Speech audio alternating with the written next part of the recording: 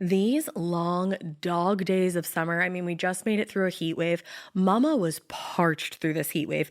I was hitting up Dunkin' every single day, and I will continue to probably for the rest of my days, but especially this summer.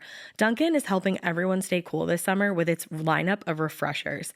These drinks are packed with bold, fruity flavors and served ice cold. It's amazing. Dunkin' refreshers are the perfect afternoon pick-me-up. I like to start my morning with them personally, and then sometimes I go back for a second one because I'm just feeling crazy. They come in a variety of delicious flavors, including fan favorites mango pineapple and strawberry dragon fruit. And then for a limited time, there's black cherry and there's pink pineapple. I'm going to tell you something right now, and it's a bold claim, let me tell you, but I stand behind it. Pink pineapple will change your life. It is so good. It has me feeling like I'm sitting in a pool, resort side, just living, honey. It's so yummy. Try your favorite flavor with green tea, sparkling water, lemonade, or Dunkin's all-new limeade. I haven't tried the limeade yet, but I'm going to. Usually I get my drinks made with green tea and occasionally lemonade, but I do really like the green tea. Or if you don't want to build your own, try one of Dunkin's curated refreshers like the Cherry Lime Ricky or the Ultimate Pink Daydream. The Cherry Lime Ricky, scrumptious. I could drink like 3 of these a day. They're so freaking yummy. Head to Dunkin' today and find your favorite refresher. Dunkin' refreshers contain less than 1% fruit juice. Limited time offer. Every good detective needs a partner to support them on important cases. Think of a State Farm agent like your sidekick, there to help you along the way in your search for coverage. State Farm can help you choose the coverage you need, whether it's for your home, car, boat, or even RV. With so many options, it's nice knowing you have help finding what fits for you so you can get back to solving all of life's bigger cases. Go to statefarm.com or use the award-winning app to connect with a local agent and get a quote. Like a good neighbor, State Farm is there. Hey, it's Ryan Reynolds here from Mint Mobile. Now, I was looking for fun ways to tell you that Mint's offer of unlimited premium wireless for $15 a month is back. So I thought it would be fun if we made $15 bills. But it turns out that's very illegal.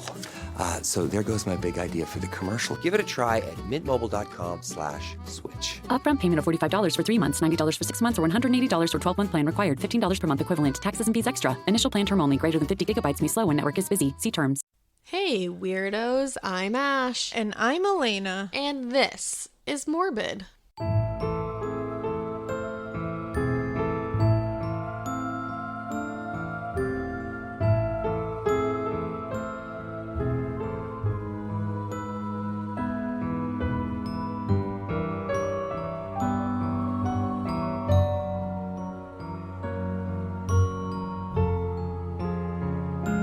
The whole ass Morbid. You know why? It's Alaina's Morbid. It's Alaina-centric. And we know I can't do a mini. You can't even do a regular main episode anymore without it being like 42 hours long. I know. She's insane. Ever since I upped my research game, you're like, same. I'm like, I'll do it too. But where will I go from here? I'm double downing. That's what I'm doing. You are.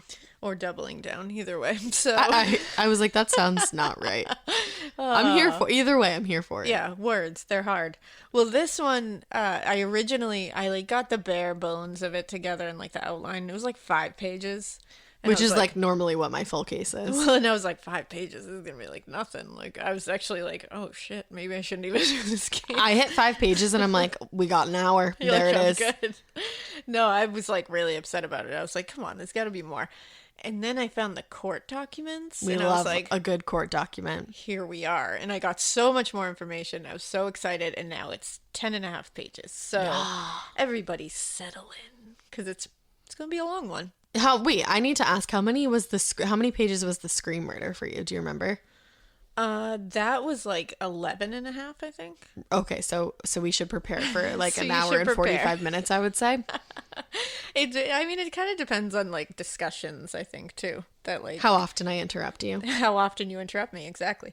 So I think we don't really have any business to get to, but what we're going to be covering today is the case of Kim Edwards and Lucas Markham, Okay. aka the Twilight Killers. So Alaina told me that it's called the Twilight Killers, but she won't tell me why. It's true. Because she wants a real reaction. I do. I was like, I can't tell you beforehand because it's weird that they're called the Twilight Killers because it seems like a very small part of the case. Right. But it's small, but it's shocking. I think it's the part of the case that you're like, what?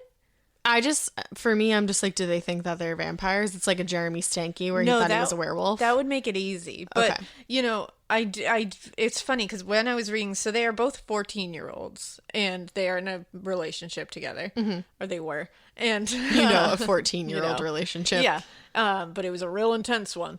And it reminds me of the Jasmine Richardson, Jeremy Stanky relationship in the way that they were like, it's us against the world. Right. They were weirdly obsessed with each other. They became way too connected. And then they started looking at people who were trying to keep them apart. And they were enemies. like, you gotta go. All right, well, let's dive in. Now, this one also, besides the Jeremy Stanky and Jasmine Richardson case, this one really reminded me of the Myra Hindley and Ian Brady case. Which I don't know that much about. I know too much about that case. What else is new? Because before I had kids, I do it now, but much more before. I obsessively read cases. Like, I know every case known to man at least a little bit. And so I remember the Myra Hindley and Ian Brady case fascinated me. I mean, I could not stop reading about it because it was just so unbelievable. And now I always said, I was like, I have trouble looking at it now because it has to do with kids and it just changes. But a lot of people have asked to do it. It's a huge case. It is fascinating. It deserves to be told. So I'm going to take one for the team, guys, because after reading this case and it was compared to that one, and I'm going to mention it in here, I've decided that I'm going to cover the Ian Brady and Myra Hindley case next week. Whoa. And it's a big one. Next week is going to be a big week. We're going to have the completion, that's a gross word, of my case, and then your Myra Hindley case. Moira. I was thinking about Moira Rose. You were. Because I just used that gif recently. But we'll have part 3 of the Brenda Schaefer case from Ash, and then we'll start the Myra Hindley and Eden Brady, which I'm fairly positive is going to be more than one part, but yeah, I would think so. We'll try. But I think hopefully you guys will be psyched about that because a lot of people have asked for it and I've been like avoiding it a little. Well, we haven't done a heavy hitter in a while. We do, and that one's a big one, so I feel like it's important to do. So we'll be doing that. You're definitely going to hear about it very briefly, not like really any details in this case, but it gets mentioned a lot, mainly because this one's is a UK case as well. So this is not an American case. So hello, international listeners. We're here. Hello. For you. We're here for you. So Kim Edwards and Lucas Markham. This crime occurred in Spalding, Lincolnshire, New England. Okay. Nope, not in New England. I was going to say New England. Or... Very used to saying New England because I live there. Or actual England. England. The original, the OG England.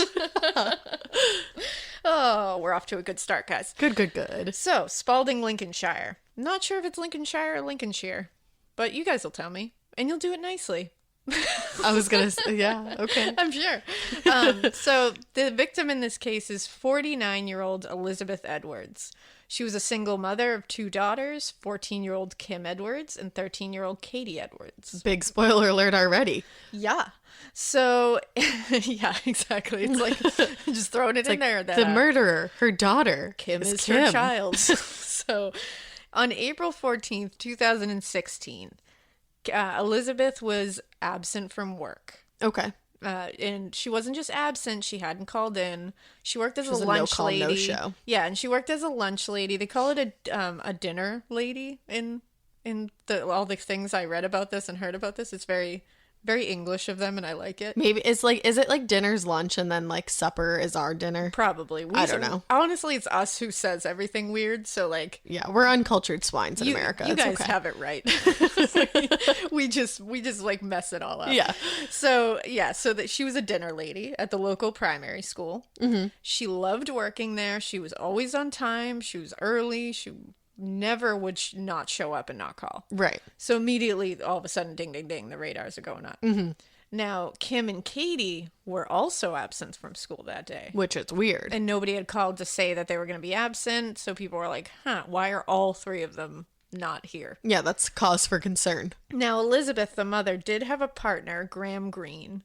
And he was trying to get in touch with her, and he couldn't get in touch with her. Okay. And he said he was very concerned by this because she always answered the phone. I believe he was like a truck driver or a lorry driver. And so he was gone a lot, but when he was gone, he said they talked constantly. They were in constant communication. So he was like, this was very concerning to me. Yeah. Now, Katie and Elizabeth, the mother, Katie was the 13-year-old. They were very close. They just had one of those mother-daughter relationships where, like, Katie adored her mother. She would, like, hang outside of the school waiting for her to come out from work. And, like, they always hung out together. They were just very close. They just happened to have that relationship. Kim was not as close with her mom. Okay. And it just seemed like neither one of them really... They just didn't get each other? Yeah, they just didn't get each other. It wasn't... They didn't get along. I think Kim seemed, and we're going to see this later, not the easiest child to get along with. But it also seems like her mother may not have been the easiest mother for her to get along with. That speaks to my soul. Yeah, it's like her mother, Elizabeth, seems like a wonderful person. She seems like, but there was definitely some troubles that happened. You know what my therapist always says? She says, sometimes it's like not the right parent for the right kid. Like you don't always get matched up how it should have been. Oh yeah, I remember you saying that. That makes sense. Well, unfortunately, so Kim had a 14-year-old boyfriend named... I don't know if anybody can guess. I don't know. Lucas Markham. Oh, shit. Okay. Yes. He was also not in school. And was reported missing by his aunt who he lived with. Okay. So it's getting weird. Why are all these people out? Where are they? Sketchy. And nobody can find them. It's not like they're just at home, like, and they're like, yeah, we're out. In their PJs. Like, exactly. Watching The Price is Right because they're not feeling well today. Or are they? I don't know. I don't know. I don't know. Do you know? I mean, I do that because you said You're like, this is a morbid case. It is. So relatives came over to the Edwards home at different times during the day and were like knocking on the door, just calling out for them because no one's answering the phone. So now they're like, what the fuck's going on? Like, do we go there? So, I mean, relatives, I think Lucas's aunt had come over a couple of times and knocked on the door because she was like, maybe he's there. Mm-hmm. People are freaking out. They came over at 5:10 p.m., 9 p.m., and 9:46 p.m. And nothing. No one answered the door, but they did hear the dog barking inside. Uh-oh. So they were like, what is going on? Right. But of course, nobody's banging down the door yet because it's been a few hours. So 36 hours later, from when they first went missing, around noontime, the police have now been called by various people. And they come to the home, they knock on the door, same thing, don't hear anything except a dog barking inside. So they open the door. Right. Because they're like, this is a wellness check now. We can't come in. We need to go in there. We're concerned. So in the home, Lucas and Kim, the two 14-year-olds that are dating. They were there? Just sitting there in the living room. They've been there the entire time people have been knocking. Are they just like watching TV? They're sitting on a mattress that they had brought into the living room. They're cuddled under a blanket together, watching television like nothing is happening around them. They're straight up chilling. They're Netflix and chilling. Just hanging out with some ice cream. There were alcohol bottles around. They're just hanging out. What? And the police are like, oh, hey, people have been knocking for days. Did you hear them? Like, hello. And they were just like, oh, hey. Real weird that I mean, obviously we know what they did, but like at least a little bit. Real weird that they just stayed there. Oh, it gets weirder. Okay. So police were like, hey, where is Elizabeth and Katie, your mom and your sister? And Kim says, upstairs. Uh-huh. And they asked, what happened to your mother and sister? Are they sick? Why are they upstairs? And Lucas looked them dead in the eye and they said with zero emotion, said, why don't you go upstairs and see? Yeah. Are you shitting me? A 14-year-old.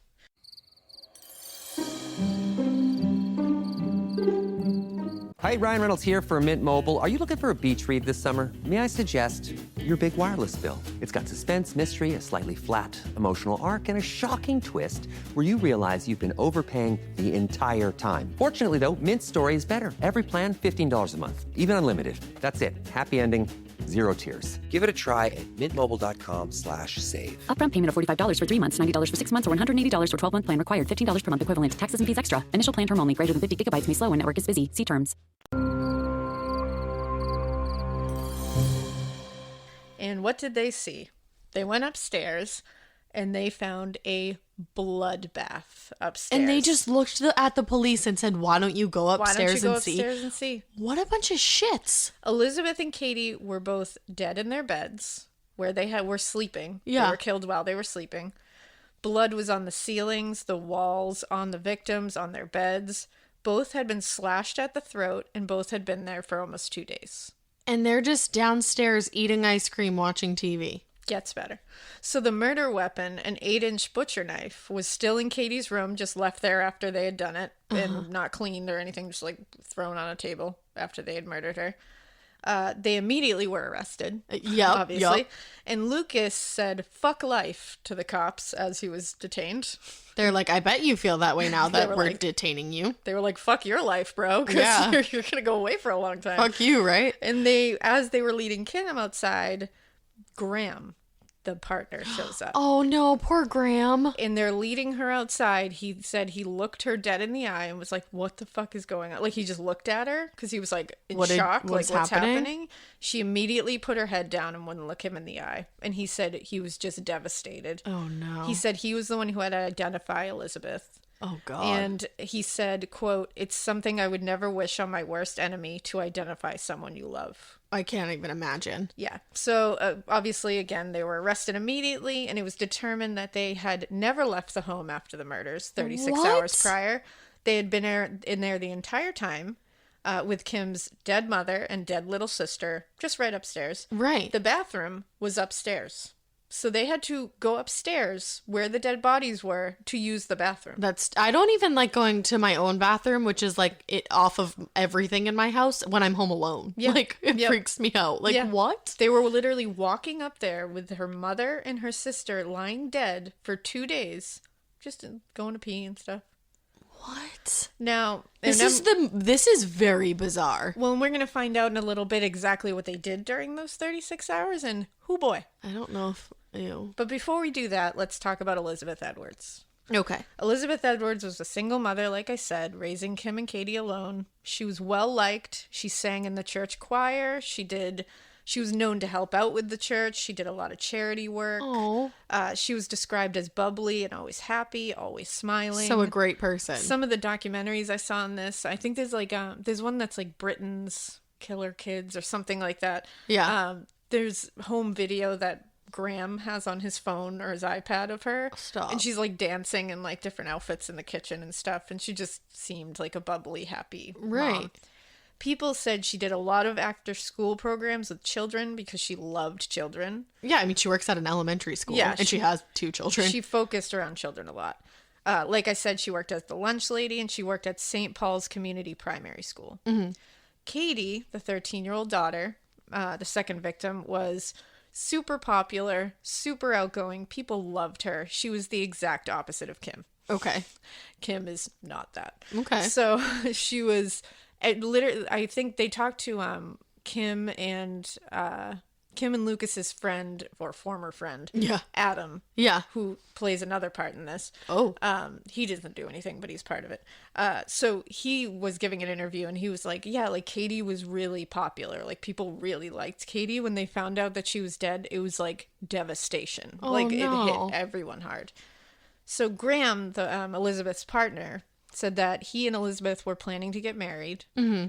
Like that was the new thing. They were planning to do it. He had bought the family a dog. That was the dog that you heard. Stop. So this is, it's really sad. And he and Katie would take walks with it. He said he like really loved the kids. Yeah. But he did say Kim was tough. Yeah. Like Kim was tough to get, like to crack. She had an attitude a lot of the time. And he said that he was like, you know what, Elizabeth and Kim didn't have like the super close relationship, but he didn't see anything that would make it seem like one was being favored over the other or anything like that. It was just they had different relationships, and he was like, and honestly, when you have different kids, it's like and he was like, it had more to do with how Katie and Kim interacted with their mother than anything. It was just Katie interacted with her happily, and Kim didn't. So it was just the way it is.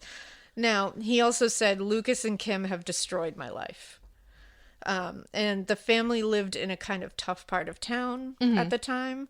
There was a lot of gangs and drug abuse and violence happening, so it wasn't like a great area. So Kim Rose Edwards is what she was born. Okay. She was born June 13th, 2001, which really hammers in how fucking young they are. Yeah. She was born in 2001. Wow. Yeah. She was very troubled, not attached to her mother from a very young age. Oh, really? Her father left her family when she was a baby. Her mother raised her and her younger sister, Katie, alone, like we said. There was a time, now this is the point where I'm like, this is an odd little blip in their history. There was a time when social services was called. Because there was a fight in the home, and Elizabeth, the mother, slapped Kim in the face. Okay. There's also reports that she punched Kim in the face. I've seen both. So Here's the thing, that's though. very different. Here's the thing, though. Kim was 6. Oh, okay. So literally not okay a teenager. At all. Yeah, no. Like, not that it's okay to punch a teenager in the face, but slapping. I think I'm sure I would, like you said. Yeah. I would not slap my child. I don't have any need to. But definitely was slapped. but when I was being a bitchy teenager, I could see slapping a teenager in the face. Like 100%. I could understand. Like that I understand totally. Right. And I think other people have probably that's happened to them. There's not one thing on this planet Earth that a 6-year-old does that they deserve to be slapped in the face. No, not at all. No. So that's strange. Now, from what I saw in every outlet I got this information from, Elizabeth called social services on herself. Oh. Yes. Okay. And said this happened. Okay. Which I'm like, that's weird. Wowzers. Maybe she just Maybe she just immediately was like, I need to get my shit together. So like, you need to do something. That's very strange. Well, Kim and Katie were taken away for a small time. That's while sad. They were like investigating this and doing the reporting and stuff. It was 6 months that they were taken away. That's a pretty long time. Yeah. And they were returned afterwards. But in that time, they spent, time in foster care for the 6 months. So, they returned after the 6 months. Graham said that this was pretty much the point when, like, Kim and Elizabeth's relationship just shattered. That makes sense. Which makes sense. Right. But then you're wondering, like, well, what happened before this? Because she slapped her in the face. So it's like they were obviously I want to know why. They were obviously not a close mother-daughter to begin with. So, no. But I can't find anything about that. When it's like you have to wonder, obviously Kim is like a sociopath. So, and like, Very I'm not, clearly. like we said, it's not okay to hit a 6-year-old, but No. I wonder what happened to, like, That's the thing. Not to make her get slapped, but do you know what I'm saying? But like, what led to that kind of like breakdown of just normal behavior from a mother? And I feel like the fact that she called on herself is even more telling because it's almost like she broke for a second and then was like, oh fuck, what did I do? Exactly. That's what it seems to me. And I couldn't find any information about like before this. So we're just here to speculate about it. But either way, that's obviously a very worrisome thing. Yeah. Like, that's not good. Right. Doesn't equal you should murder your mother when you're 14, but, Or ever. That's just something. No, or ever, but, so that was definitely a tipping point, I would say, probably within their relationship. But after the whole social services thing, Elizabeth had moved them into a new home on Dawson Avenue. And it was like a housing unit, like, kind of like almost like duplexes kind of thing, like big apartment buildings or condo kind of things. Kim definitely still did not have a good relationship with her mom. They were fighting a lot. She was very jealous of her sister Katie. I had a feeling. Very jealous. They fought all the time. And Katie and her didn't fight all the time. She took it out on her mom that they were close and she wasn't. So she didn't take it out too much on Katie from what I could see. And Katie was her younger sister only by a year. They're very close in age. Like Irish twins, right. So, and at the time though, and this is from Kim, nobody else says this. Kim says that her mother would often tell her, "You're just like your father," who had abandoned them when she was young. And who had like abused drugs and was violent. Like, it was bad. And so, and Kim and Katie, for that matter, but mostly Kim, had seen violence when she was younger between her father. Yeah. Her father did abuse her mother. Well, and I'm sure she harbored a lot of resentment toward her father, and to be told that you're like the parent that you resent sucks. Yeah, that's got to be hugely triggering. Yeah. But that's also from Kim, who is a lying sociopath. And we will see she is very unemotional and very disconnected from reality. Most likely trying to justify her actions. Yeah. And, Kim said she felt like the black sheep. She said Katie got all the attention. And she said, in one of the interviews later, Kim does say, we just didn't get along, me and my mom, from when I was younger. And she says, she clearly loved my sister more, favorited my sister more. And they're like, okay, did she tell you that? And they were like, and she was like, no, she never came out and said it, but I just knew it. Okay. So it's like, it seems like a sibling rivalry thing. Yeah. That she's just being like, yeah, of course she didn't say it, but like, I just know it. Well, you do know who the parents' favorite is. So, of course, the partner, Graham, says there was never any favoritism between them. Again, he just says they had different relationships. Okay. And Kim just didn't like hers with her mother. Mm-hmm. She just wasn't happy with it, and she didn't know how to change it. Mm-hmm. So, Lucas Markham, the boyfriend, was actually born Stan Lucas Markham. He was born August 1st, 2001. This is really triggering. And was born in Peterborough. Peterborough. That's it. Peterborough. I did it. Like peanut butter. High fives to all my UK listeners. High fives. All right. I did it. Watch. I probably got it wrong, and they're going to be like, honey, honey, good try. Put your hand down. Peterborough.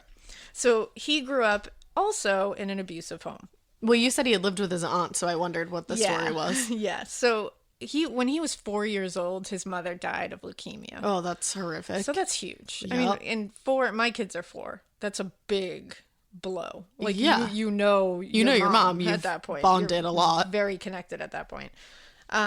His father was abusive and alcoholic. He wasn't a good guy. So he immediately was in and out of foster care. Like, his dad just didn't want to take care of it. His aunt finally took him in for good, became his guardian. Yeah. So he had a lot of troubled stuff. And we're going to talk a little bit more about him and his way of we're going to talk about how Kim and him were as teenagers soon. Mm-hmm. But we want to know how these two met. How did they come together? Like a history class. Yeah, almost. One day in 8th grade. Yes. Lucas threw a chair across the room in English class in a fit of rage. Oh.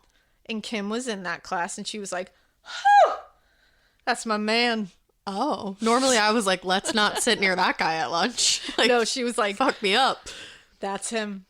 That's my guy. Wow. Okay. Now, different strokes for different folks. He was a known asshole. He was known to be very aggressive, just very unpredictable. Some people are really into that. She was into it. Okay. He was angry. He was detached, and the only thing that made him like attached to anything was Kim. Okay. Kim showed that she was interested, and he was like, "Whoa, you're mine too." So they immediately, it's like all her issues that she's bringing to the table and all his issues that he's bringing to the table, they just met each other and were like whoosh and just formed this. They found what they thought they were missing in each other. Exactly. This fucked up bond that they are just going to become way too attached to each other. It's never good to only have your partner. And it becomes a Bonnie and Clyde, us against the world, ending in a blaze of glory kind of thing. Yeah, it's never good. And they think they get each other because of their like traumatized. And like nobody else does. Yeah, no one gets us. Now, according to court documents, they were also obsessed with talking about suicide.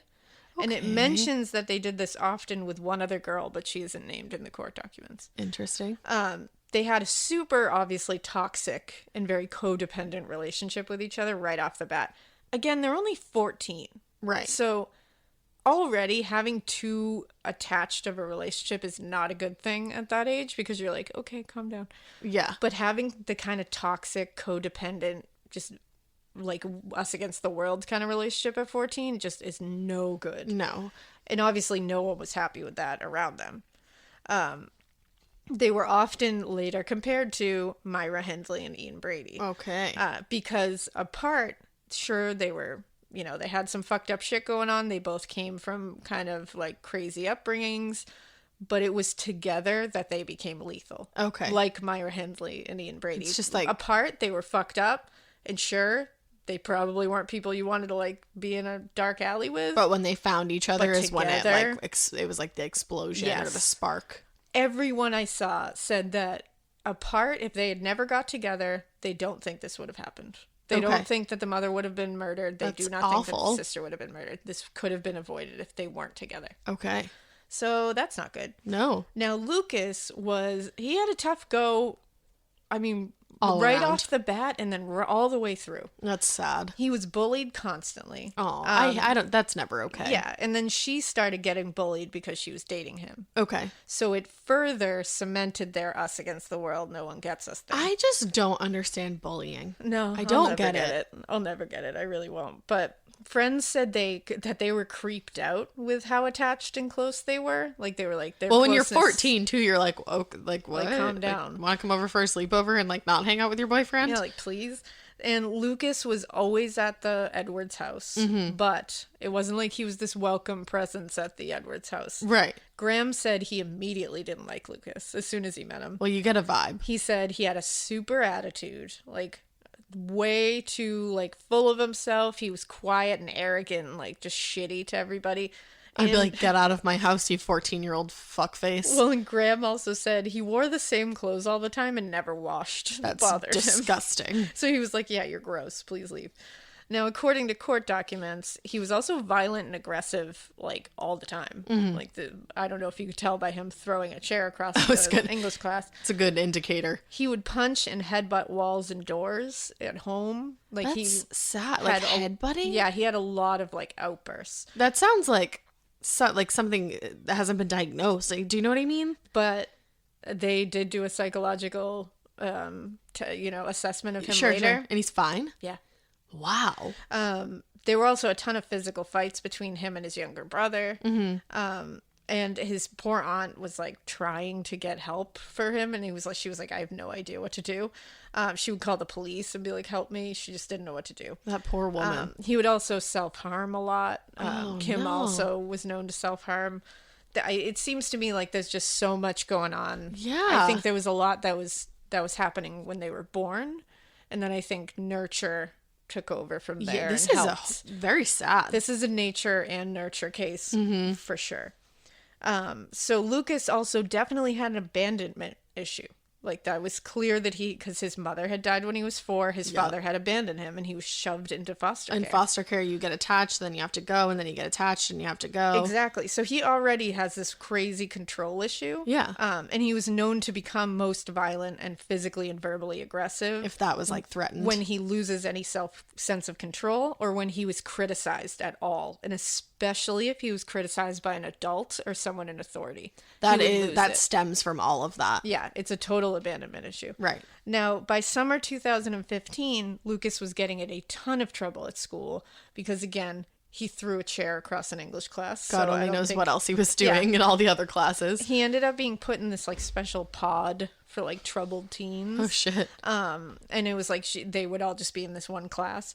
Elizabeth was not into Lucas either. She did not like him dating her daughter. She was very worried. Well, she's like, Kim already has an attitude problem. Like, this is the last thing she needs, I bet. Yeah, and she was like, he's a really bad influence on her. And then she could see how close they were and how obsessive they were. And they were already in a sexual relationship. And she found that out and she was freaking out. Yeah. She's 14 years old. Of course, any parent's going to be like, yeah, help. So Elizabeth finally in 2015 banned him from coming over. He could not come to the house. Now, Kim and Lucas, in response to this, ran away together. And they lived in a tent in the woods for 6 days. Wow. I mean, impressive. No one knew where they were. Like, they took clothes and food and all that stuff, and they just took off. Lived in this tent in the woods for 6 days. And apparently, they were finally found after the 6 days by people who recognized them when they went into town. Okay. And they were like, hey, you have to go home. And they brought them home. Apparently at school, everybody found out about this and they thought it was hilarious, like, because they were just a joke. That's really sad. They were sent back to their homes, and Elizabeth referred to them at this time as a ticking time bomb waiting to go off. Like, so she knew. She was like, something bad is happening out of this. Right. Because if my 14-year-old ran away with her fucking crazy boyfriend and they were both already showing these signs, ran away and lived in a tent in the woods for 6 days, I'd be like, oh, yeah. Well, imagine because what are you supposed to do? Like, what do you do? What are your options here? Right. Like, she's already showed you that you can't really do anything. No. It's like you ban this kid from your house and they run away together. So, right. Like, what option is there? Like, honestly, at this point, I'd be like, well, I guess I just move. Put you in prison in my own house and you don't get to leave. Like, I don't even know what you would do. Jasmine Richardson's parents did that, remember? Yeah. And he would like sneak and look in. What happened? Yeah. Same thing happened. That's why these cases scare the shit out of me. I was going to say. Because the helplessness that comes along with this. And I was looking at this case, and then this morning I woke up and like the girls came like bouncing down the stairs, and I was like, please love me forever. Like I was like, please don't bring home a Lucas or a Jeremy, please. No. I swear, no offense to any Lucas or Jeremy listening, but I swear if one of them brings home one named at that, I'm going to be like, no, not okay. Sorry. We have a strict policy in this house. And I will have a bone saw at home, and I'll be like, and this is what'll happen to you, buddy. God. I'm gonna be a scary ass mom. Oh man. So now it's ticking time bomb. Shit's going down. Right. So after this is when Kim really amped up the self-harming. That's sad. It's all sad. This whole thing is very sad. Do you know if she was put in therapy or anything like that? They definitely tried. She was assessed by different psychologists. A lot of different psychologists said she's just an angry kid. And they were like, and this does stem from, her father left when you were young. Abandonment There issues. was an abuse in the house. She was part of the abuse in the house at a time. Right. This is all just pretty par for the course. Like, she's not being... Yeah. And I think they were also...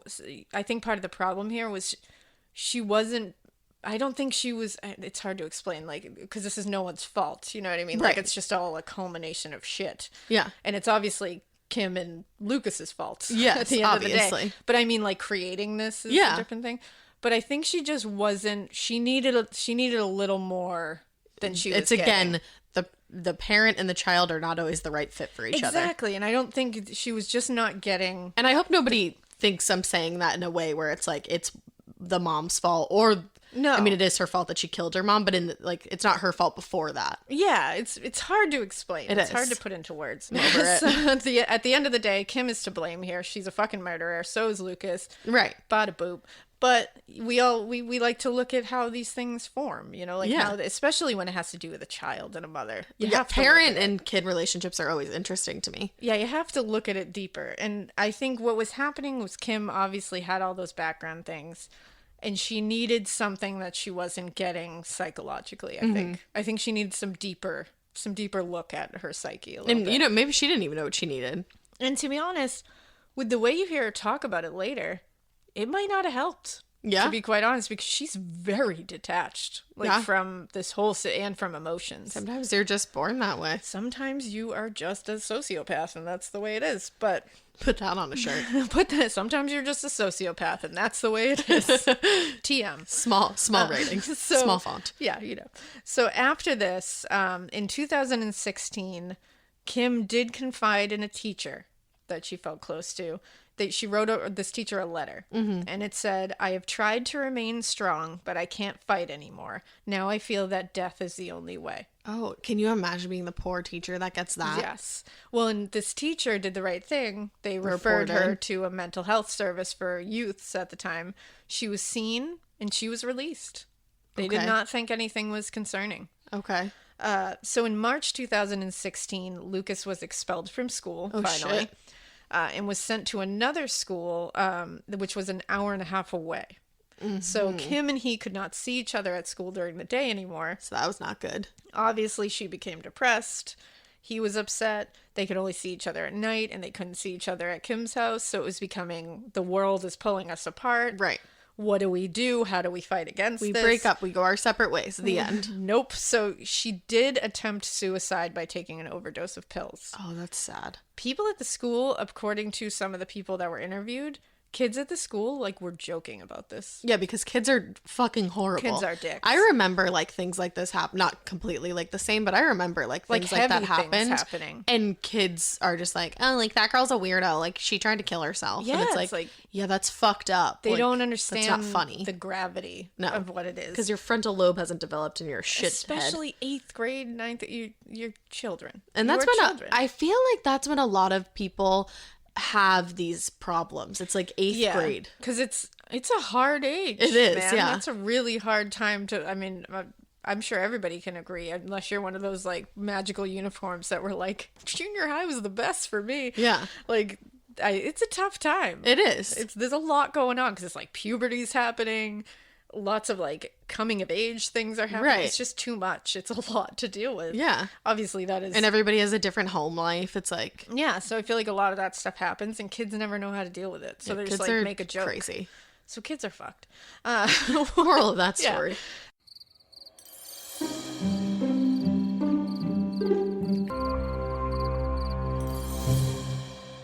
Hi, Ryan Reynolds here for Mint Mobile. Are you looking for a beach read this summer? May I suggest your big wireless bill? It's got suspense, mystery, a slightly flat, emotional arc, and a shocking twist where you realize you've been overpaying the entire time. Fortunately, though, Mint's story is better. Every plan, $15 a month. Even unlimited. That's it. Happy ending. Zero tears. Give it a try at mintmobile.com/save. Upfront payment of $45 for 3 months, $90 for 6 months, or $180 for 12-month plan required. $15 per month equivalent. Taxes and fees extra. Initial plan term only. Greater than 50 gigabytes may slow when network is busy. See terms. So once she was released from the hospital, everybody's trying to break these two up. Mm-hmm. They're trying to keep them apart, but they are just refusing to part ways. Mm-hmm.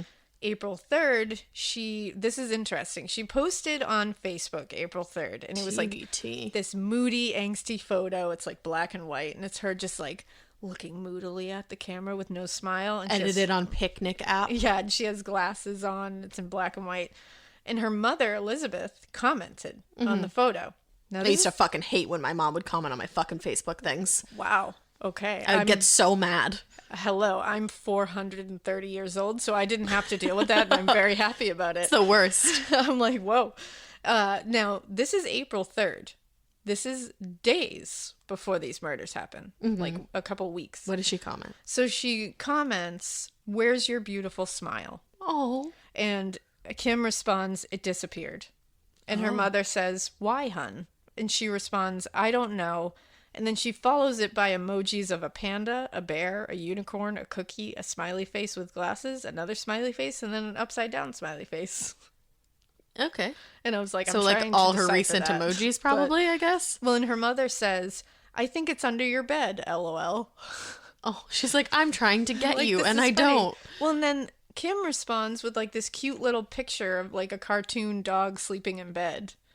Like a little gif. And this is like a few days before she brutally murders her mother. And then her mom responds with like another cartoon in bed. Like they had a funny little So they exchange. obviously didn't have like... So it seems I don't know.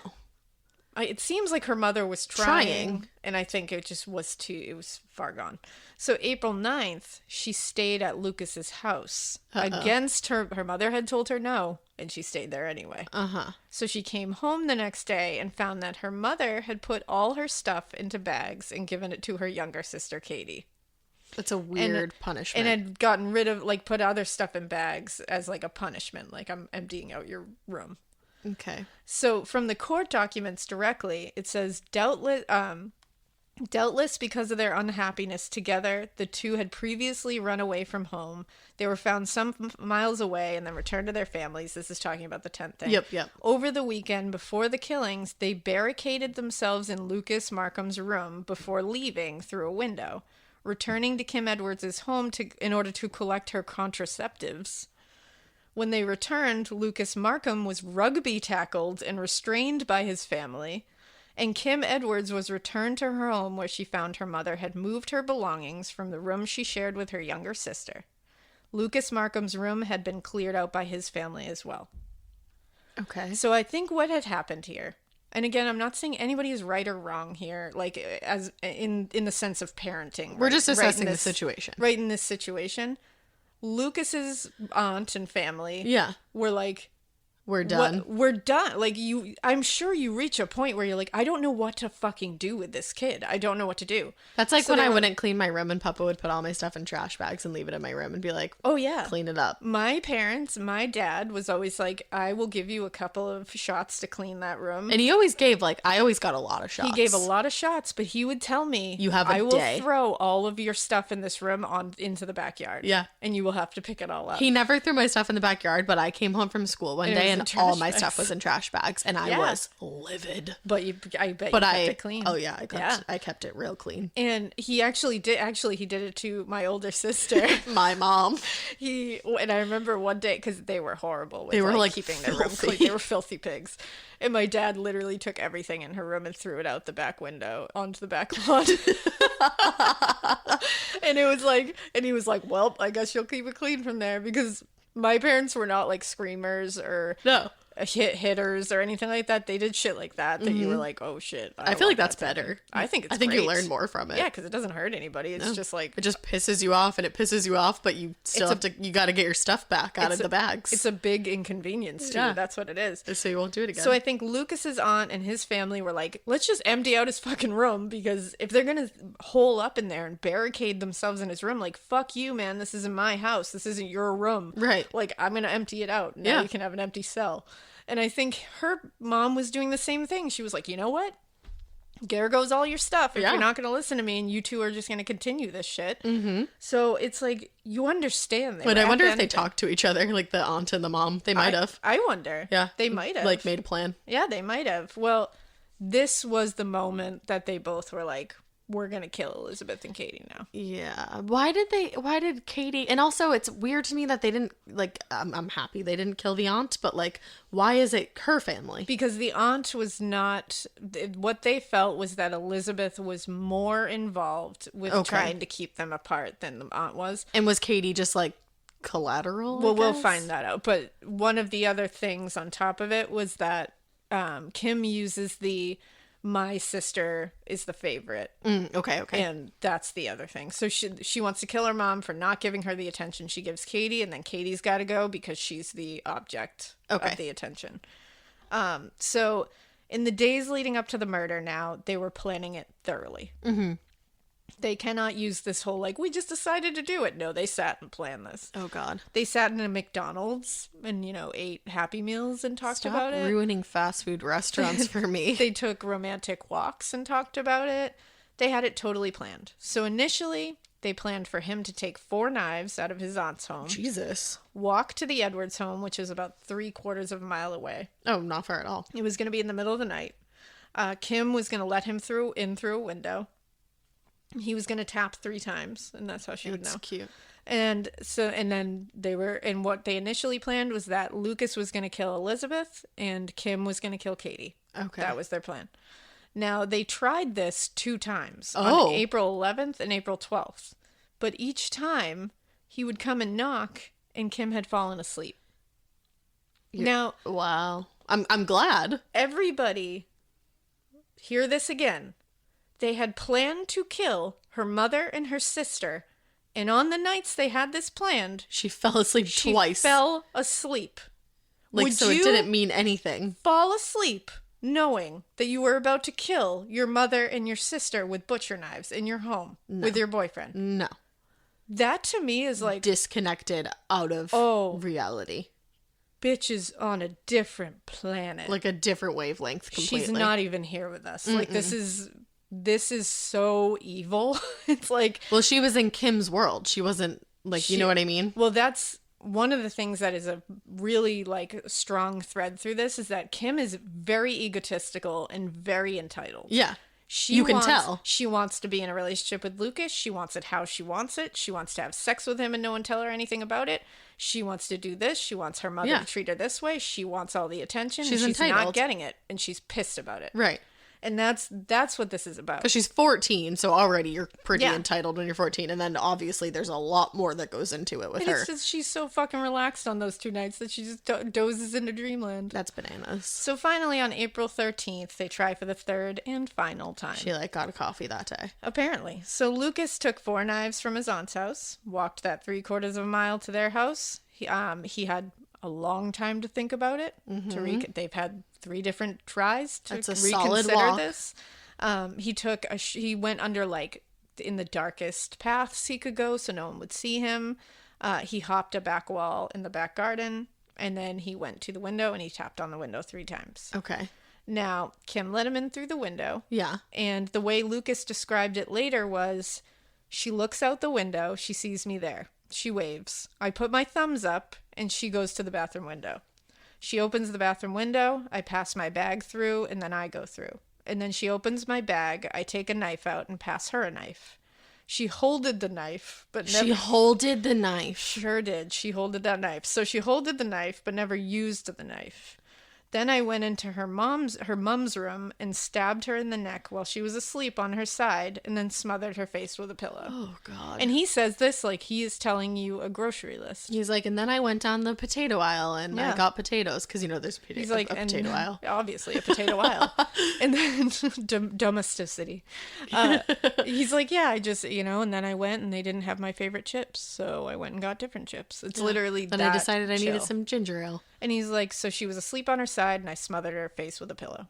Oh. The end. I hope at least that she didn't suffer, like the two of them. Oh, they both did. Oh, thanks for that. You're welcome. He used an 8-inch butcher knife to do it. Elizabeth was stabbed 8 times, including 5 times in her hands as she tried to defend herself. Oh, no. One of the 2 blows to her neck almost completely cut through her windpipe. Oh, God.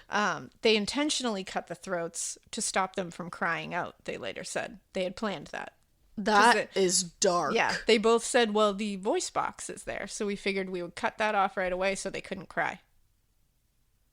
That's your mother and your sister. Mm-hmm. Yeah, like they are super. We're talking about them like less than like animals. Yeah, like less than, like an ant you would step on the sidewalk. Oh my God. And when Kim was asked about it, she said she heard gurgling and struggling. Oh. And so she went into the room to check to see if Lucas was okay. That's how she puts it. She says, quote, he was on top of her with a pillow over her head. I thought I heard her say, get off me. After about 10 minutes of Lucas putting her weight on her, she was dead. Now she says 10 minutes. She's a fucking idiot. Because it wasn't 10 minutes. It doesn't take 10 minutes to smother someone. Right. And Lucas says it was barely 3 minutes. I was going to say. I had to do it. But she's like, 10 full minutes. I'm like, do you know what time is, Kim? Maybe time is different in Kim world. Everything's different in Kim world. Yeah. But she says she heard these noises and went in there desperately to check on Lucas. Not to check on, not because she worried about her mother at all, obviously. But like, for her to say, like, I wanted to check on him. Like, what? That's insane. As he murders your mother? Like, you're hearing noises and you're like, I hope he's okay. Right. So she says, and this is tough. This part. She says, just so you know. So Kim says, all I could see was her shoulder and arms. She was struggling. She reached out her hand, so I grabbed it and kind of held it.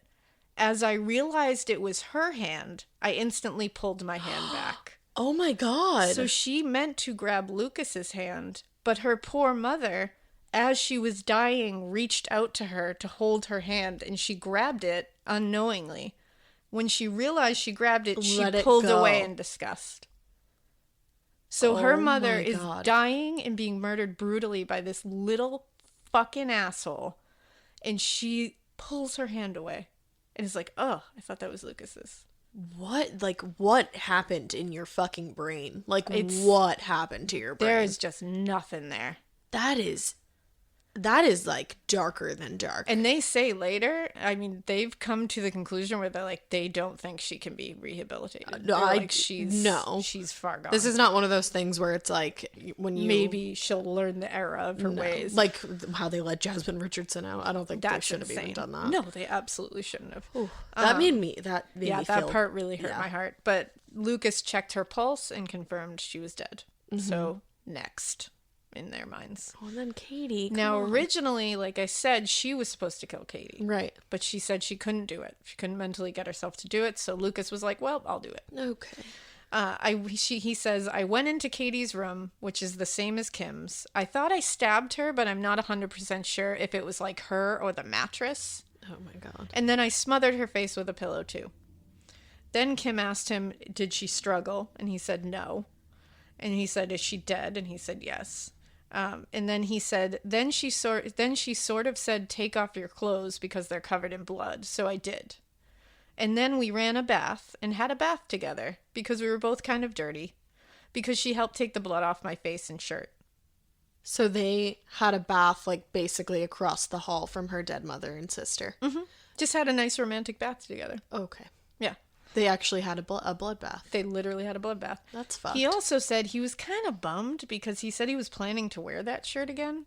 He didn't wash, so. But he was pissed that it had blood on it. Like, that's what he was thinking of. Like, I'm surprised he didn't just wear it anyway. And that he was planning to wear that shirt again. Right. He was like, no, I'd like to wear this and just go to school in this shirt. Like, what? So one of the other grisly details of this is that Lucas said when he slashed Katie's throat, she said, I can't, and then couldn't finish saying, she meant breathe. Oh. And Kim said she heard this. And she said she described it as, quote, a scary voice, which was, quote, all croaky. Oh. Okay. And she just says it like it was weird and scary and croaky. As your little sister is being murdered by your boyfriend. But she doesn't think of these people as like her mother and her little sister. Like she just thinks of them as like in the way of her and Lucas. So like we said, they took the bath together. Mm-hmm. And then Kim dragged the mattress from her sister's room, her own mattress. Because they shared I was going to say the one that she just killed her sister on? No, but it was from the same room. Right. So she grabbed the mattress right next to her, where her sister lay brutally butchered right next to her. Blood everywhere. I was going to say, you don't just easily take a mattress out of a room. No, like, they were in there for a bit. She dragged it out of the room. She brought it downstairs to the living room. They had sex. Of course, I knew that was coming. Then they watched TV together while eating ice cream, snuggled under a blanket on the mattress. For 3 days. Drank alcohol from the cabinet. And right after this happened, so they had sex. They got some ice cream. Then they watched all 4 Twilights. That's why this is called the Twilight Murder. This is why this is called the Twilight Murder. And honestly, I get it, because that is so shocking. Like, what? You watched all 4 Twilights? First of all, you just murdered 2 people, your mother and your sister, and 2. You watched all 4 Twilights? Actually, wait, isn't there 5 Twilights? I don't know. They watched 4 of them. Wow. Like, fuck. Because there's the regular one, then there's New Moon, then there's Eclipse, and then there's 5 because there's Breaking Dawn Part 1 and 2. Well, I guess they only watched. Maybe they watched Part 1 and 2 as one. I'm glad that they didn't get to watch Part 5. There you go. Or maybe they watched Breaking Dawn 1 and 2 together. Maybe. Whatever. I'm pissed. Either way, they sat and watched the Twilight movies, which I'm sure they considered themselves like Edward and Bella. You know that. Except that they didn't kill their parents. No, but they were, what? Like we just love each other and no one wants us to be together and we have to do what we have to do. That's a lot. Yeah. So Twilight Murders. A lot to unpack there. So they had planned initially to complete suicide together after this, but they didn't do it, obviously.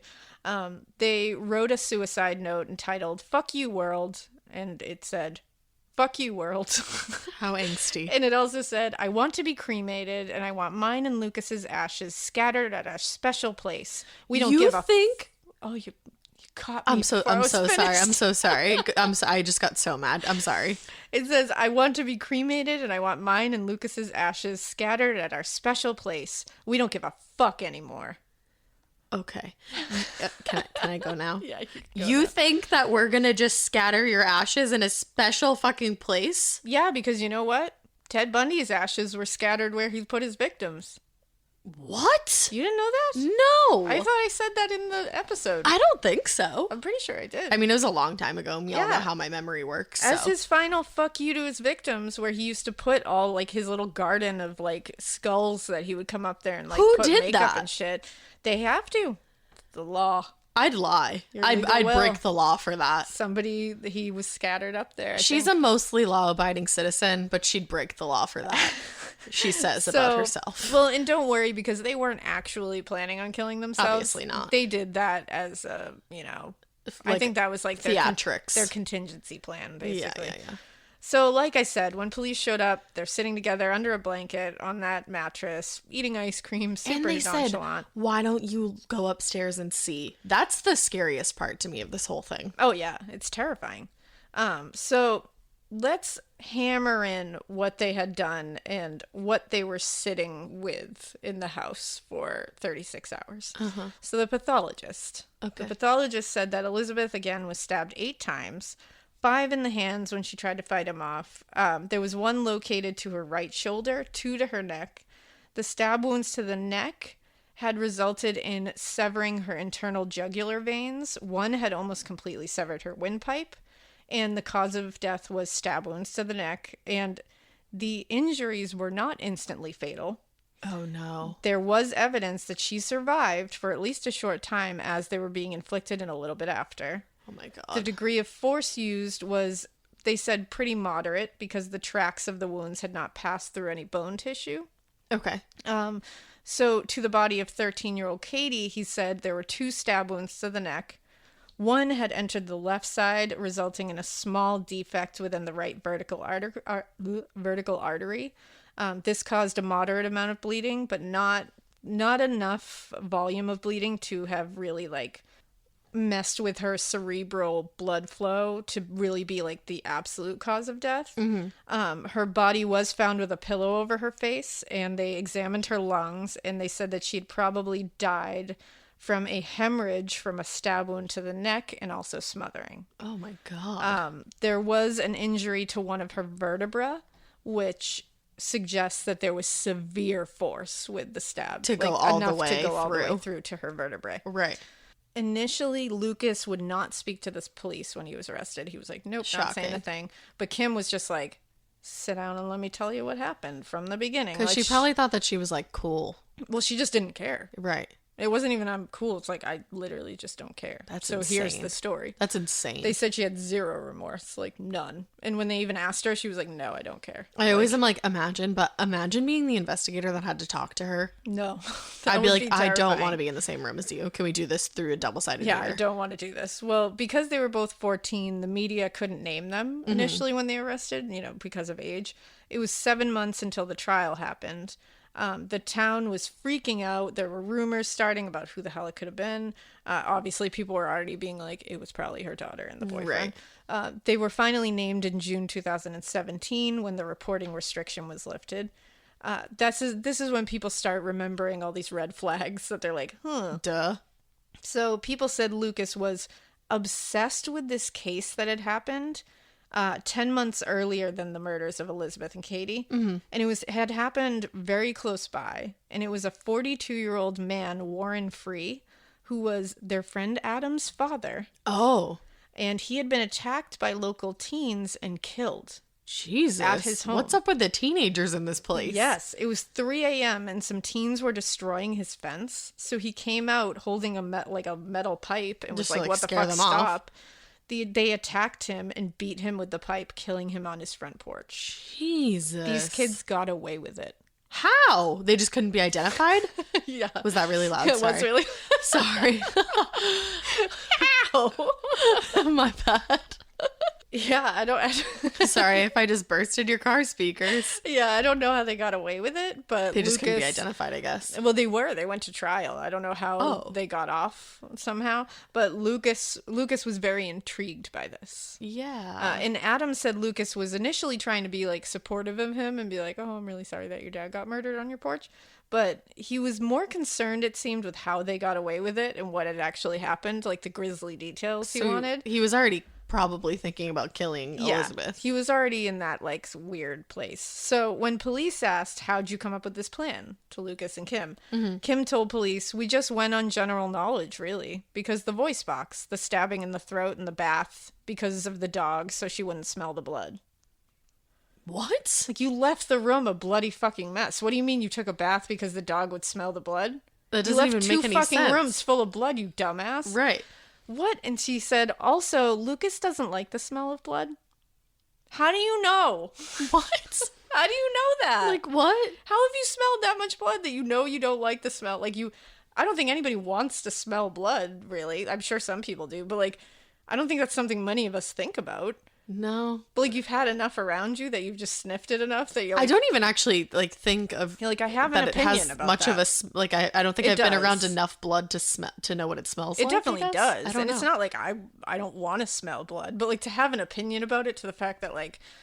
She's like, well, Lucas, I know for a fact that's that one of Lucas his qualms. Does not. It's one of his weird neuroses that he doesn't like the smell of blood. Yeah, it's just strange. Okay, well, you know. She later told a psychiatrist, "I wanted to get revenge for the way that my mother treated me." She then said, "I did not feel anything for my mother. She deserved it, and I'm glad she's dead." And then Lucas described that he said when him and Kim first got together, he said he felt wanted, he felt needed, and he said, then I felt like I had to protect her from any perceived threat. Okay. So when he committed the murders, he said he was very calm. He felt very happy because he said he was protecting Kim. Right. From the threat. Yeah, because her mom was so threatening. Yeah. So Kim says after, about the whole thing, she says, we felt laid back about what had happened. Neither one of us felt bad about it. Like, she's just like, I don't give a shit. That's insane to me. And the Detective Chief Inspector Martin Holvey said, quote, "The fact of what happened in those 36 hours after and how they carried on as normal, watching TV, watching a film, going upstairs to use the toilet while people are lying dead upstairs, it defies belief." It does. And he said he didn't even have a precedent for this. He was like, I've never seen anything like this. Wow. They also considered it, Kim considered it that she was doing a favor to her mother. She said, quote, "My mom doesn't have to deal with me anymore being like suicidal, and she doesn't have to wake up worrying every morning to see if I'm still alive." And then she said about Katie that she said she saved her from going through, quote, "the heartbreak and just all the emotions and stuff." What a hero you are, girl. So she thinks she's doing everybody a favor. Like, even now, she's like, no, I did the right thing. It's like, okay, but you just get to live the rest of your life? Obviously, she's in jail, but it's like... Yeah, it's like, that makes sense a lot. Okay, Kim. So they were both initially charged with murder. And in the UK, anyone over the age of 10, you are criminally responsible for your actions. Oh, wow. It's not like a minor thing where, like, you don't get murder because you're not 18 kind of thing. Nope, 10 is very young. Well, the defense tried to use mental instability, obviously. They were going to go for the insanity defense. Mm-hmm. So they were looking to get manslaughter by way of diminished responsibility. So a psychiatric report by Dr. Oliver White on August 15th, 2016, this is from the court documents, said that Lucas Markham was not then suffering either from a severe or enduring mental illness or from a depressive episode, although his mood instability was an important feature of his emerging personality structure. He recounted the history of his experiences of domestic violence between his parents and the multiple different foster care placements which flowed from the breakdown of their relationship, culminating in his living with his aunt from the age of 4 or 5, which was around the time his mother died of cancer. He had a long-standing difficult relationship with his father, which appeared to have been highly influenced by his father's drinking, resulting in a lack of care, supervision, and nurturing to the children. Mm-hmm. A consequence of his experiences during his childhood was that he had lacked the opportunity to develop skills in self-regulation of his own emotions. It was assessed that his specific emerging personality traits were in the domains of emotionally unstable and dissocial personality disorder, but due to his age, he fell short of a formal diagnosis of personality disorder. Okay. The doctor also said that Lucas Markham had a high risk of continuing his trajectory with regards to his personality development, such as that formal diagnosis of personality disorder. It was probably going to happen when he was an adult. Right. He was like, if we had let this go and this had never happened, he would definitely have been formally. Because he's like crossing off all the things on the way. There was also another report on September 5th, 2016, and this was Dr. Tracy King, who's a psychologist. They said there were no concerns regarding his intellectual functioning, such that might have led to a greater tendency to be influenced by others or to not understand the consequences of his actions. Oh, okay. So they were like, he knows what he did. Yeah. He also had a history of early childhood trauma. They said the domestic violence, the father's drinking, that was an issue. They said these experiences had shown to have organic neurochemical correlates in the brain.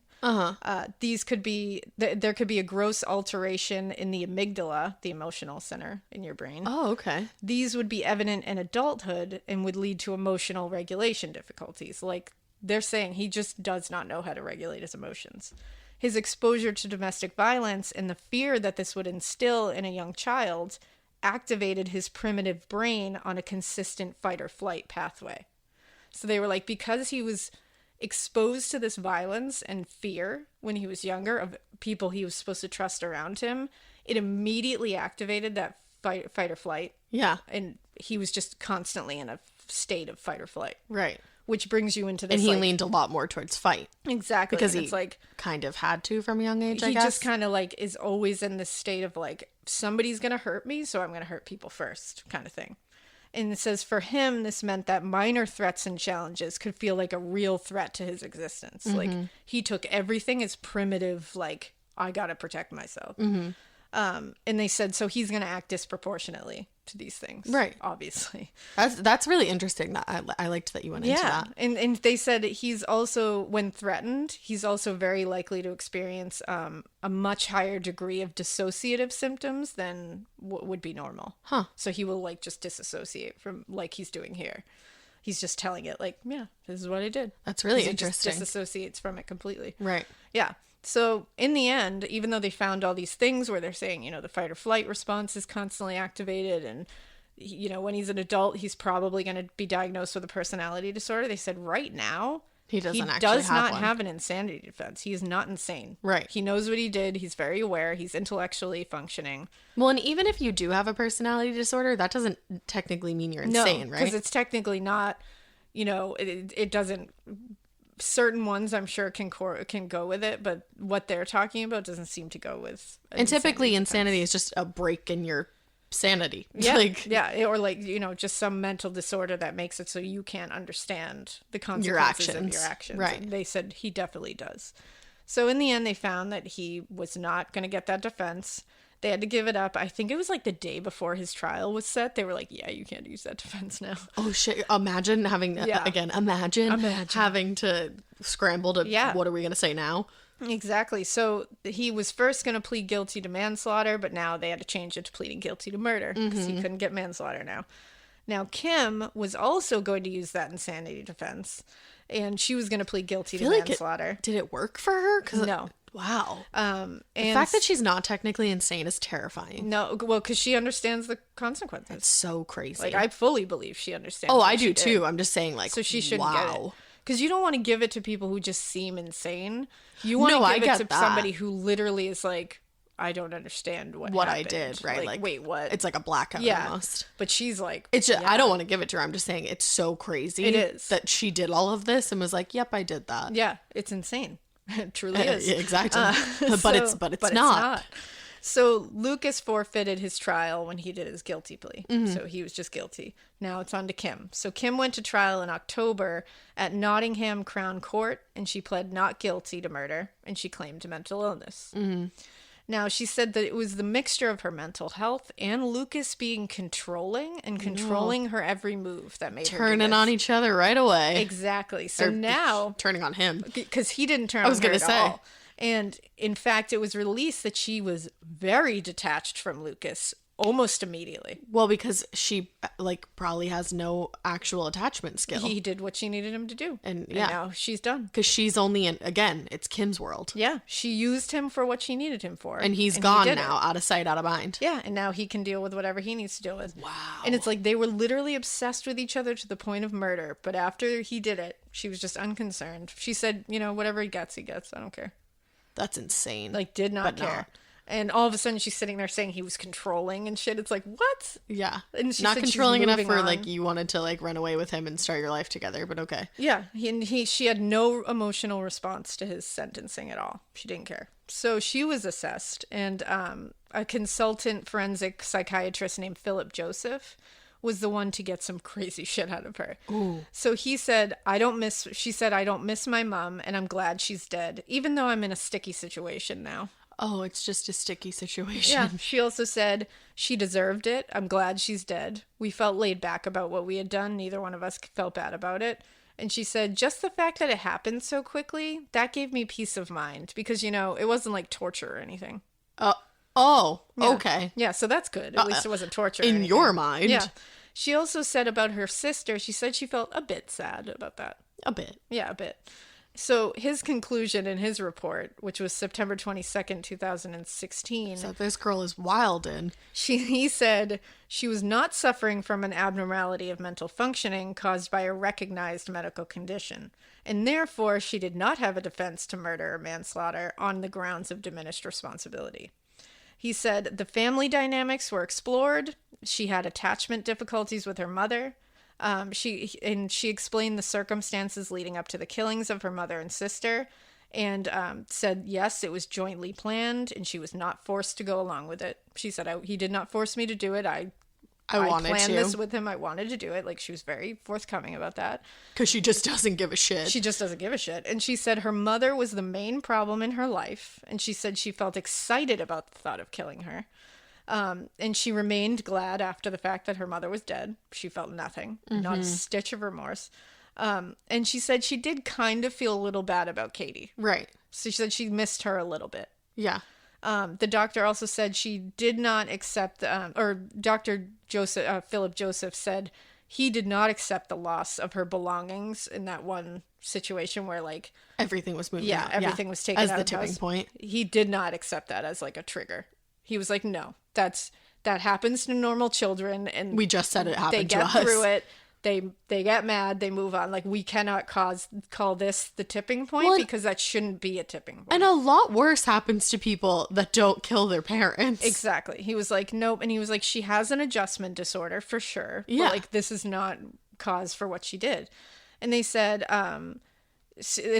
right, if she was suffering from full-blown adjustment disorder, he said that she would not now continue to express satisfaction that her mother was dead. He was like, this would change if she was suffering from that. Okay. It's not. That's interesting. She's still sticking with this, I did it, I'm happy I did it, and she's dead, and that's fine. I feel nothing. So that's so scary. Yeah. And yeah, it's insane. And then they had Dr. Liz Yardley is a criminologist, and she really specializes in child killers.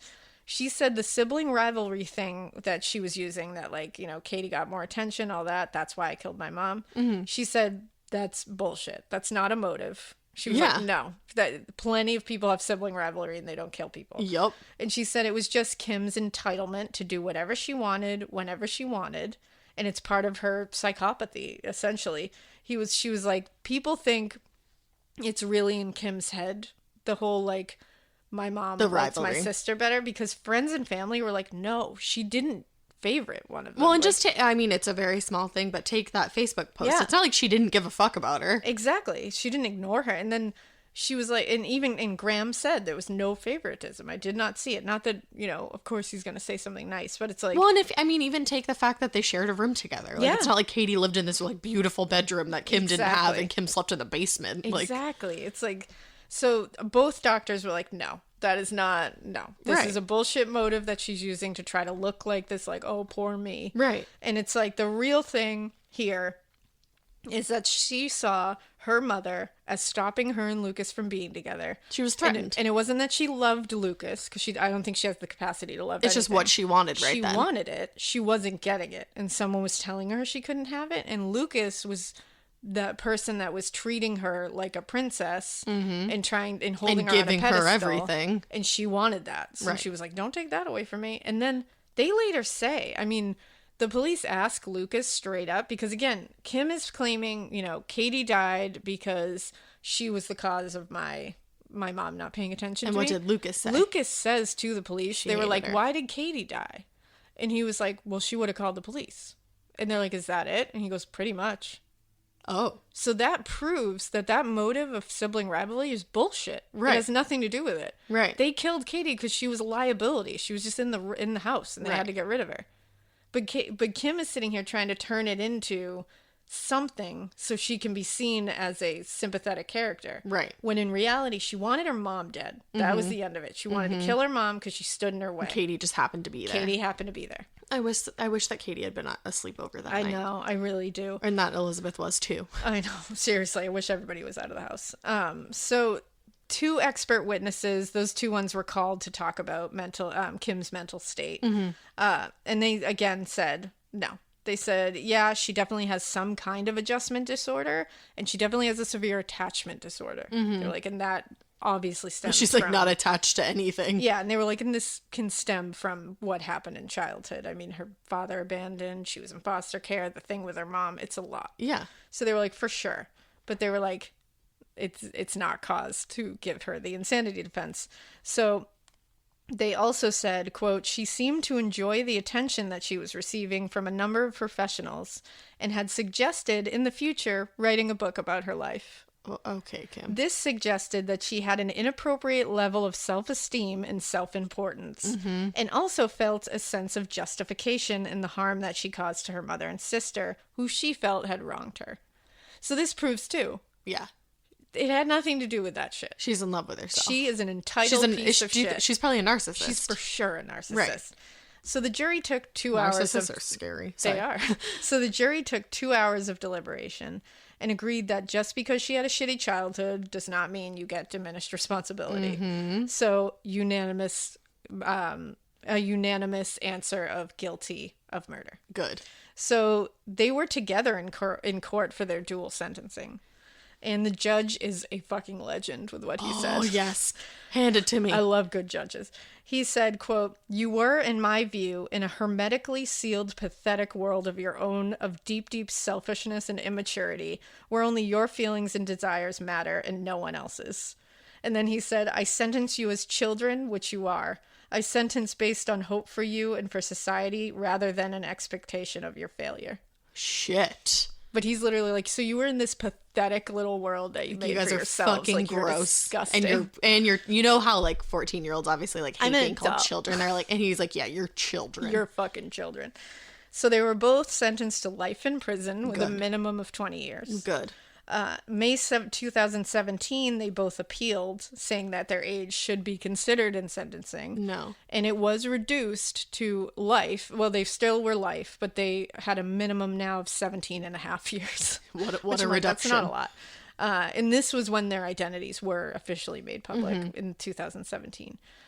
Elizabeth Edwards' partner, Graham, said that he saw Edwards, Kim, and Lucas as, quote, another Myra Hindley and Ian Brady. Wow. And especially Kim, he said, is Myra Hindley. That's scary. But if you think about it, that is scary that they reduced it to 17 and such years, because she would be in her early 30s. Yeah. Like, she'd be young as fuck. Oh, absolutely. And able to do this again. Yeah, it's not good at all. But again, they could serve life. Again, yes. And he also said, quote, she should never, ever be let out. No. And that is the end. That is where we stand. I hope that they're never let out. They're in prison, hopefully for life, but at a very minimum of 17 and a half years. They were sentenced in 2017. So hopefully they run out of appeals. I hope so. I hope they don't get out, to be honest. That's really scary. And that was the whole part about the hand was really sad. It was so Her mom's brutal. hand. It was so brutal. And then, like, just the callousness of them laying downstairs, having sex, watching Twilight, eating ice cream, and just snuggling, going to sleep at night on those mattresses with them dead upstairs. For two nights, right? For 2 days. It's like, what the fuck is inside of you? Nothing. It's brutal, and they deserve what they got. That is bleak. That is bleak. Works in a Mean Girls Very reference. Oof. Yeah.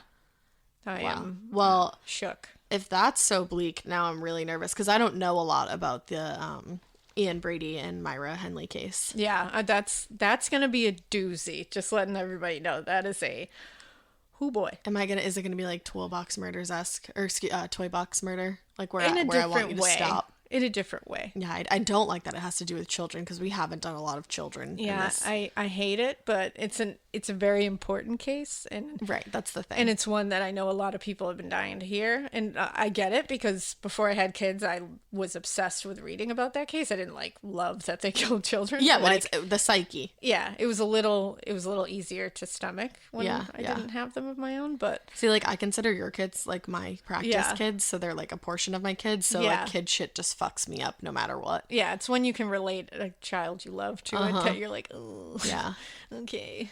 Wow. All right. Yeah. Well, that's next week. Stay tuned. In the meantime, hit us with a follow on Instagram at Morbid Podcast. I forgot the next part. Twitter. I know. You could always tweet at us at a Morbid Podcast. Send us a Gmail. morbidpodcast@gmail.com. We hope you keep listening. And we hope you keep it weird. But not so weird that you throw a chair across the classroom and meet your soul partner. That's probably really not your soul partner. You guys shouldn't have met each other at all. Don't meet that person that does that, and don't carry out these actions because they're not good. They're not. I don't know. They're bad. That wasn't my best, but bye. Don't kill people. Don't do it. Bye. Bye.